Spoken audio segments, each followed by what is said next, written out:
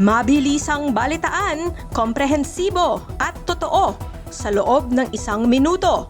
Simula na ang Diskurso Tidbits. Zaldico naninirahan daw sa isang gated community sa Lisbon, Portugal ayon kay John Vic Remulla. Wow, sosyal! Kung ang nakaw na bilyon ay kayang bumili ng bagong buhay sa ibang bansa, ibig sabihin ba nito may presyong nakasabit talaga sa hustisya natin?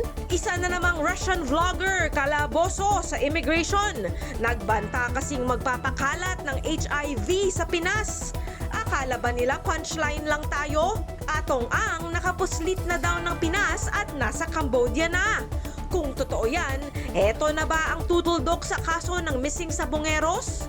Sagot ni Kiko Barzaga sa sedition case na isinampa laban sa kanya, freedom of speech daw yon. Pero hanggang saan nga ba ang freedom of speech bago ito maging sedisyon? Balitang mabilis, komprehensibo at totoo. Yan ang Diskurso Tidbits. Basahin ang tungkol sa lahat ng yan at sa marami pang ibang nakatutuwa at makabuluhang balita sa diskurso.ph.